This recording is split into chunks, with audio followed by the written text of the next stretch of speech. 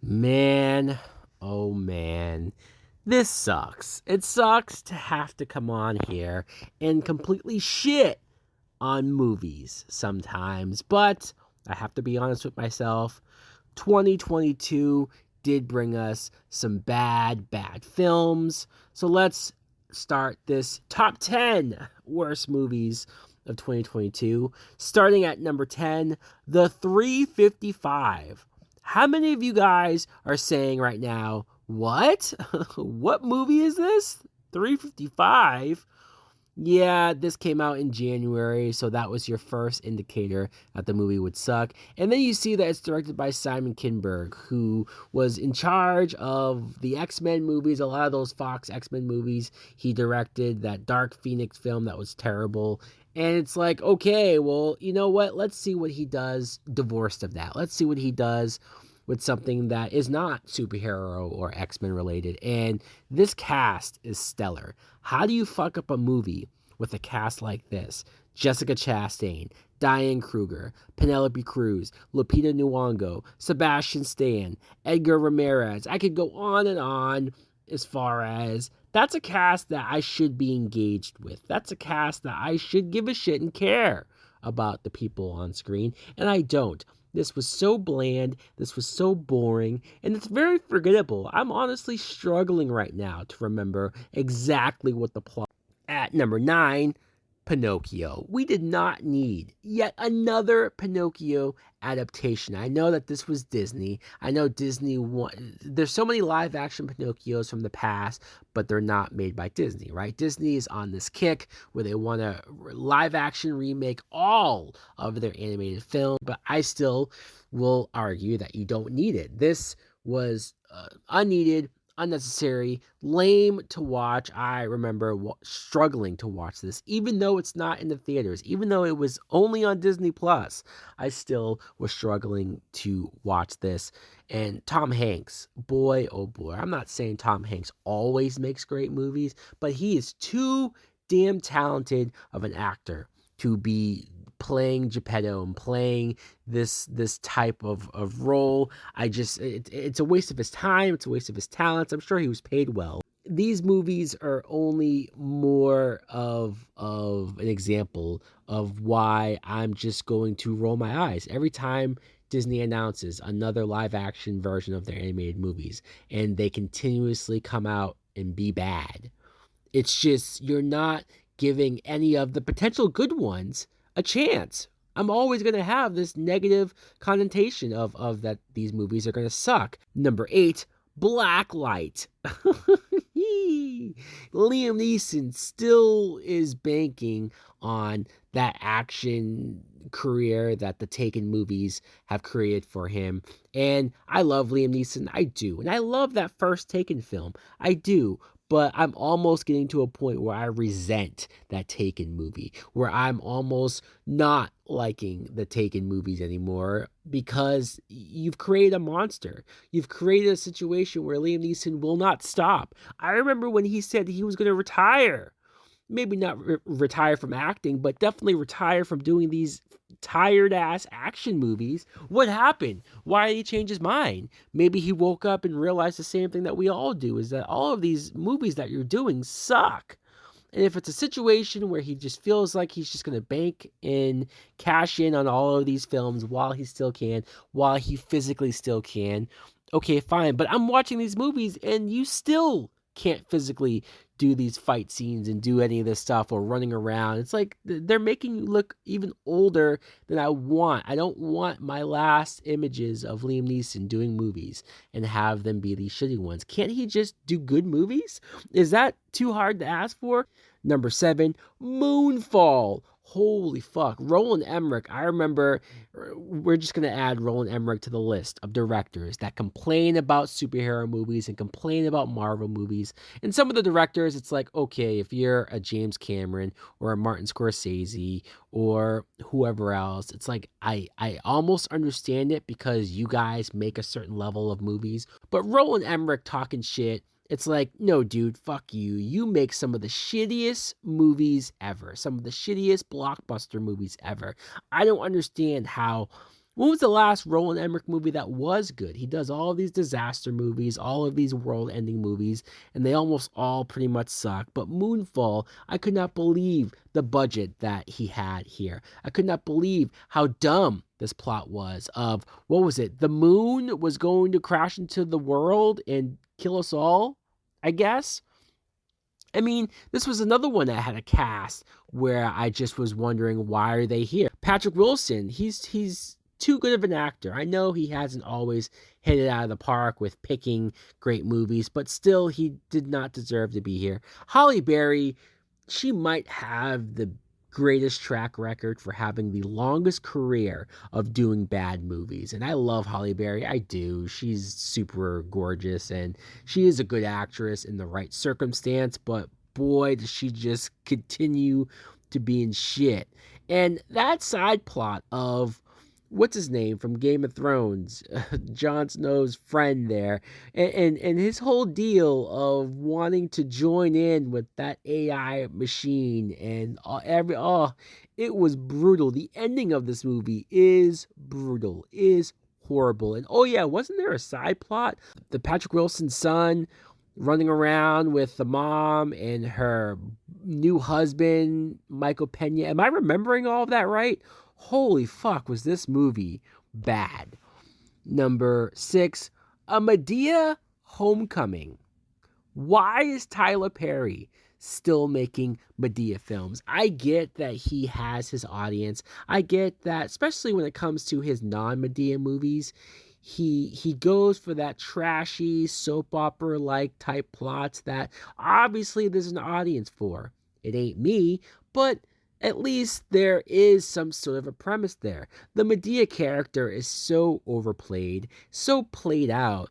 It's been around for decades at this point, and it's more sad. It's more pathetic, because the older Tyler Perry gets, and the longer he continues to put on that dress and that wig, it just becomes a point where you're questioning, like, does he just want to do this as a fetish? Does he just want to do this on the weekends, but he creates an excuse of putting a camera on? Especially because this movie's one of the lowest budgets, one of the cheaper versions of a Medea film that I've ever seen. Netflix, I couldn't believe, gave him that, 4 or 5 picture deal. I believe he just signed another multiple movie deal with Amazon. Why are you guys doing this? I know people flock to his films, but I don't get why they're settling for mediocrity or below mediocrity. Number 5, speaking of garbage, Morbius. I hate Sony Pictures. I do. And I know that's harsh to blame an entire movie studio. And I know that because Disney owns everything, it's selfish for me to say that I want Disney to own something else. But I want Disney, at least Marvel Studios, to own the Spider-Man characters. Because you know why? When another studio has the rights to the Spider-Man characters, we get movies like Morbius. And Sony is desperate. They're trying so hard to create the Spider-Man universe, but I'll never understand how we can have a Spider-Man universe with a bunch of these Spider-Man movies that have these Spider-Man villains without Spider-Man there. It doesn't make sense. Jared Leto, stay away from superhero stuff. Seriously, you're 0 for 2 now. Not just the bad script and the bad plot and the lazy plot, but getting the actors that they have here, like Matt Smith and like Jared Harris, and there's so many people. Why is Tyrese Gibson here? Seriously, can somebody answer that? The way how this movie was chopped up and edited up the ass, you could argue that maybe there's a good movie in there if you saw the original cut or a full-length cut, but I don't even care enough to want to give it that chance. Force shoving Michael Keaton's Vulture in here in the worst post-credit scene I think I've ever seen for any superhero movie. It's god-awful, and I hate it. I hate it that they're piggybacking off of the MCU. I hate that they're piggybacking off of the Tom Holland Spider-Man movie successes. I don't want to see him show up in these movies. I don't want to see Sony make any more films. God damn it. Speaking of Sony, though, number 4 is Uncharted. And oh yeah, speaking of Tom Holland, why is Tom Holland Nathan Drake? I love Tom Holland. He's likable, he's charming, he's funny, but he's not Nathan Drake. It sucks that I am so connected and so familiar with the Uncharted video games that I just can't divorce myself from thinking of those games. And it's not as much that, though, right? Because there have been movie adaptations of games that I'm able to give a more of a chance to, or give more credit than even some other people are.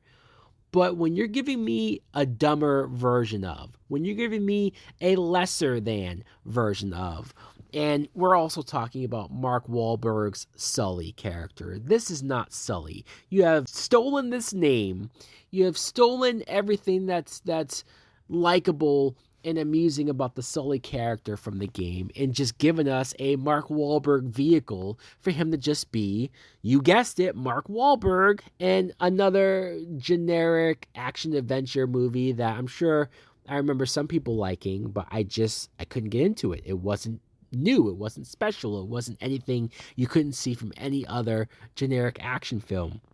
Number 3, Jeepers Creepers Reborn. This was my worst horror movie of 2022, so you know it had to make the list. It's one of the cheapest movie I've ever seen in the theater. That's another reason why this is so high on the list, is because I went to the goddamn theater. I know it was only in the theater for like 3 days, but still, I saw it, goddammit, and this was brutal. So brutal, hard to watch, hard to sit through. For whatever legacy you want to say that the original Jeepers Creepers movie have, I know that they're directed by a pedophile, like, proven. I'd rather watch his movies. That's how bad this movie is. Number 2, R.I.P.D. 2, Rise of the Damned. Raise your hand if you even knew that there was an R.I.P.D. 2. This was terrible. Look, I did not like the Ryan Reynolds and Jeff Bridges movie. I did not. It sucked too. I saw that one in theaters, and somehow they made a worse film. I'm convinced that the only reason why this R.I.P.D. 2 movie exists is because they wanted to make it seem like the other movie was not as bad. I did not care for this cast. I know this is based on the comic book, but it makes me not want to come anywhere near or close to that comic book. This premise is dead. I don't give a fuck about this idea. This movie was so bad. This movie was so cheap. This movie was so lame, so unfunny when it tried to be. Just so uninteresting that I used one of my get out of jail free cards and I didn't even finish it because I knew it wouldn't get any better. There was no way. It was impossible, for as bad as this movie started, for me to all of a sudden turn around and like it. And it's also a case where, because even sometimes when I watch a bad movie, I'm curious to how it will end. I'm curious that will it end in the bad way that I think it will? And my curiosity gets the best of me and I see it through. This one, I don't give a fuck how it ends. I don't care how it ends, and I'll never care how it ends. Number 1, though, for the worst movie of 2022, another film that I use my I'm not watching this, I'm not finishing this movie. I'm talking about Rob Zombie's The Munsters. Holy fuck. This was a movie, too, that I believe Rob Zombie said it's not true, but I still like to think that it's true, that it was originally supposed to be on, like, Peacock, or it was supposed to be in theaters, and, like, every source just rejected it and said, no, we're not going to put that in our theaters. No, we're not putting that on Peacock. Fuck it. Just put it on Netflix. Dump it on Netflix, because God only knows that Netflix is more than willing to dump a bunch of dog shit on their platform nowadays. This movie sucked. It did. And Rob Zombie is not known for making great movies, don't get me wrong, but this is a different level of bad. This is a different level of laziness. And for people who say that, oh, the Munsters were this cheesy, were this corny, no, it wasn't. I grew up watching reruns of the Munsters on Nick at Night and whatnot, and I remember thinking as a kid that it was funny, that it was charming, that it was amusing, that the characters were likable, and it was actually interesting to see them interact with real people in the neighborhood and how awkward it was. And this movie didn't even really touch on that. This movie, for some reason, wanted to do an origin story of how Herman met his wife. And of course, Rob Zombie has to have his own actual wife, Sherry Moon Zombie, forced into his movies where it's unneeded, it's unnecessary. She's not a good actress, so stop having her prance around and pretend that she's an actress. And the cheapness, I can't get over how badly cheap this movie was. Wasn't there a rumor that this movie cost like $30 million or some shit? And I know Rob Zombie said it wasn't true, but again, it's another rumor that I like to just pretend like it is true and that he just pocketed the other 28 million, because this movie looks like I made it in the fucking backyard of my apartment with a bunch of face paint and smoke machines, and it's like, there you go, there's your movie. Now pay me, Netflix. Pay me now. Another film that I didn't finish, so I don't know how it ends. I don't give a fuck how it ends. And for people that commented on my reviews for this movie and R.I.P.D. and saying, oh, well, how can you review it? How can you talk about it without finishing it? Fuck you guys. I don't have to do anything if I don't want to. If I didn't want to waste another hour of my life watching this piece of shit, then I won't do it. And I almost guarantee that most of you complaining didn't bother and didn't watch these movies either. So fuck off. Anyways, guys, that's my worst of 2022 list. Let me know in the comments below if you agree with my picks. What are some of your worst movies of the year? Thanks for watching. Like, comment, subscribe. Later.